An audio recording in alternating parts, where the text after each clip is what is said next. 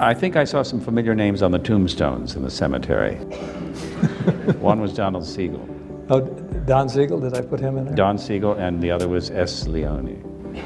I was having a little fun with those guys. I wasn't wishing anything on him. Some stars command the room with noise. Clint Eastwood does it with ice. One look, one word, one deadly silence. For 60 years, Hollywood's biggest names freeze the second he speaks. Save a little for Mitt.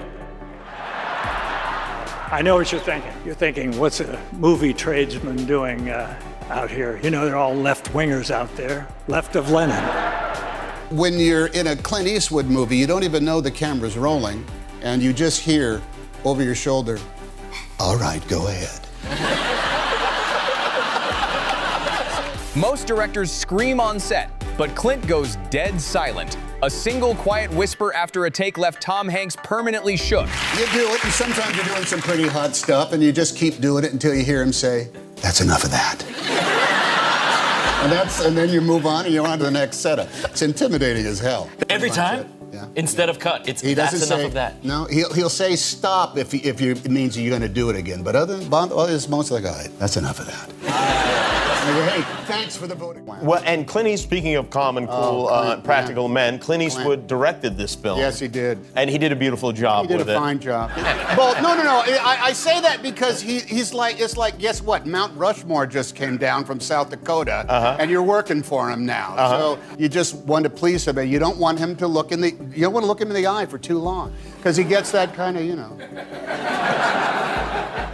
He also, we realize this, both Aaron and I, he treats actors like horses. When I worked with Clint Eastwood on Flags of Our Fathers, he's a great, what did you do? I did this movie called Midnight in the Garden, Good and Evil. I had one big scene in the courtroom. That's great. Yeah, I loved him. He was like, that was a great movie. He was the best director. He would just do your thing, shoot it, and then he'd go, "That was great. Just on this take, just acknowledge the jury. That's all I need you to do." I go, "Do you have anything else?" He goes, "No, how did you feel?" I go, "I felt great." He goes, "All right, you want another one?" He would even say action, remember? Yeah. He'd just go, "Jack." Do that rolling motion. Clint, it was such a great, that was my first real movie. My first with him. Well, I got to tell you, I got to go back and watch that. And I loved your impersonation of him too, by the way.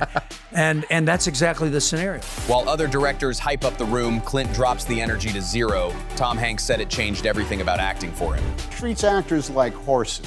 In what way? Well, here's the deal. That other movies, they make a big deal about action. That start it up, get ready, everybody, we're rolling, are we rolling? We're rolling, we are rolling, people, and everybody, stand by, and action! That's what most movies are. My lawyers, and then Clint Eastwood, thank you for allowing me to go on this journey with you. Thank you for believing in me. You're my Makushla. Thank you. This has been described as everything from an old-fashioned man to Huckleberry Finn with hormones. Would you please welcome the #1 international star, Mr. Clint Eastwood. You got a tough act to follow, you know that? 20th and Plum. 20th and Plum. She's wild. Wow. Isn't she great? A piano teacher with double cool. Well, speaking of cool, they really handed you. I thought that was going to be the highlight of the whole awards. I'm really sorry Heston showed up, in a way, but I know the feeling when you're backstage and somebody comes to you and says, "Heston's not here."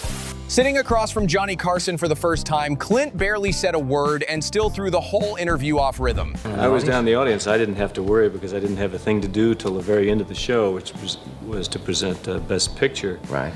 And Howard Koch, who's normally a very collected type person, comes up to me and his hands were going up and down like a Singer sewing machine. And he says, "Charlton Heston isn't, well, I didn't know he was supposed to be on the show," so I said, "Yeah, so." Big deal, huh? Yeah, and so he said, and I started to say no, and I was looking around for Gregory Peck, and my wife nudged me and said, "Go ahead, you can do it for him." And I was, boom. You were on.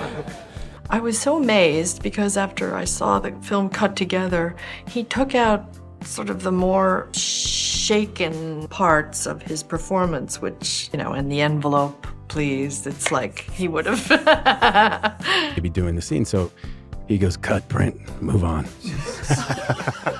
And I go, hang on. You want to I want to do another one. I mean, I wasn't even in costume. That was the first one. Like, you want to do it. You want to waste everybody's time. Oh my God.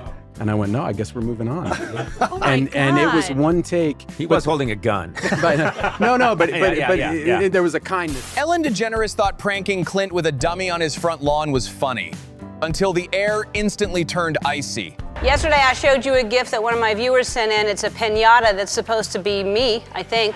There it is. A terrible mirror. I wasn't sure what to do with it, so I decided to pay it forward. I hung it in front of Clint Eastwood's office because, well, he doesn't like kids on the lawn, so I thought maybe it could scare the kids away. Here's what he did with it. No questions asked. Clint grabbed a bat, smashed it, and his reaction proved he wasn't playing around.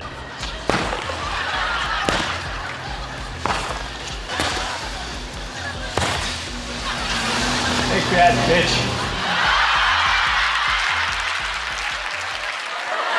Oh, I am a huge fan of Clint Eastwood. Yeah, actually. huge fan. And Yeah, who's not a huge for crying fan of out loud.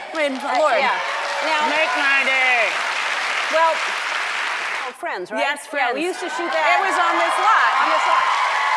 And I never actually ran in. Never seen Clint Eastwood in front of me, and I kind of got overly excited, and I took a cell phone video. So. For many years, but we'd never worked together.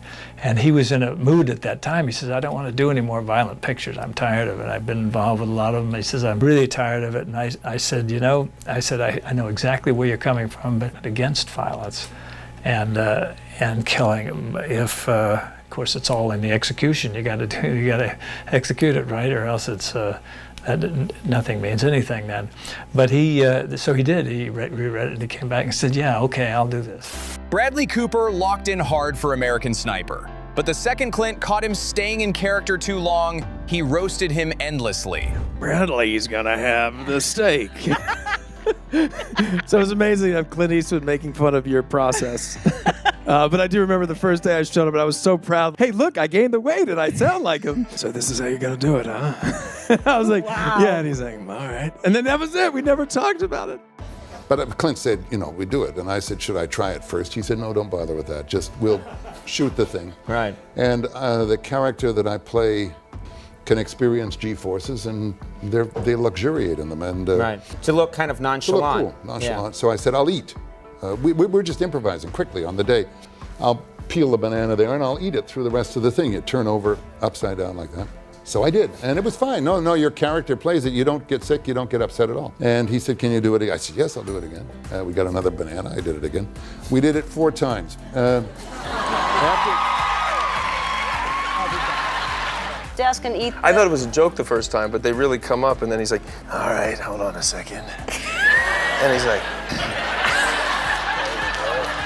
there you go. In there. That's it, all right. Okay, what were you saying? It's literally what happens. He's so sweet that he And then does you're talking to him, he's kind of just waiting to see it. Oh, hold on, he's back, huh? Clint let Jim Carrey improvise for hours on set, then ruthlessly cut everything except the absolute best 3 seconds. I improvised for about 2 hours after that. With help, we honed the final performance down to this little piece that I'd like to perform for you now. Hey, man, I can handle it.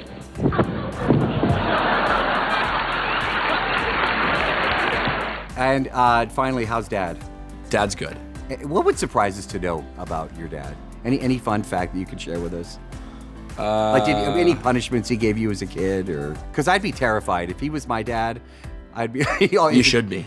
You don't know, but he would just look at you and like, oh yeah, really? He'll take you down with a look. But when I finally met Clint, he just said to me, I love that tape. And I show it to all my friends. Naturally, I was elated. I wanted to do the best possible job that I could do for this man. The first day of shooting, I showed up with all these wild ideas that I want to try out, Mr. Eastwood. I was expecting a little bit of resistance, but Clint just looked at me, then looked at the producer, David Valdez, and said, well, maybe we'll just turn the camera on and let him go. Of course, Clint Eastwood, and I just wanted to mention it's gotta be strange because I would think, okay, this is your dad. Who again? Clint. His name's Clint Eastwood. Oh, yeah. Being Clint's son gets you 0 passes. Scott Eastwood got straight up chewed out by his dad off script on Gran Torino. Is that I learned that you have to audition for his movies, which seems weird to me because you'd think he'd know what you can do, what you can't do. Yeah, no, no. He does not. He does not. I don't think he likes me in his movies. You know, because here's the thing. And I've auditioned for a lot and haven't got a lot. And then Gran Torino came around where he was talking to me. It was like this little role. Yeah, his character's supposed to be giving your character a hard time. Yeah, exactly. He's calling me a pussy and a spoiled little brat or whatever. So he gave me that role. On the day we were shooting it, there was a lot of stuff that came out that wasn't on the script there. What? That wasn't in the script. Right.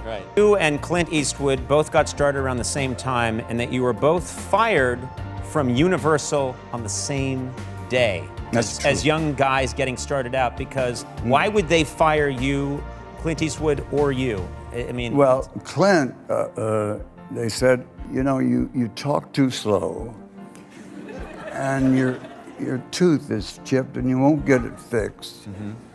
You don't listen to anybody. You just want to do things your own way. Mm-hmm. Why are you firing me? And they said, you can't act.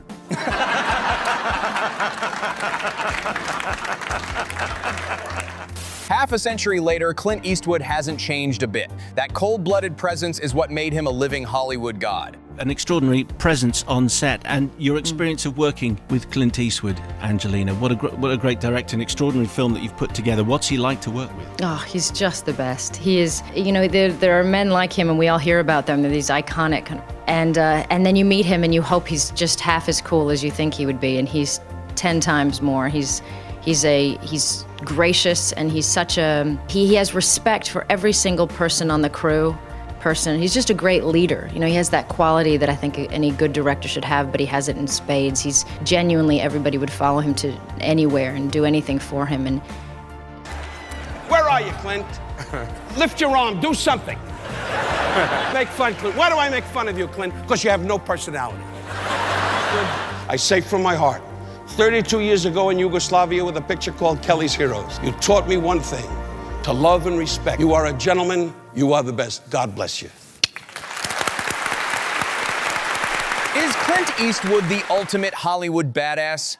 Drop a comment below.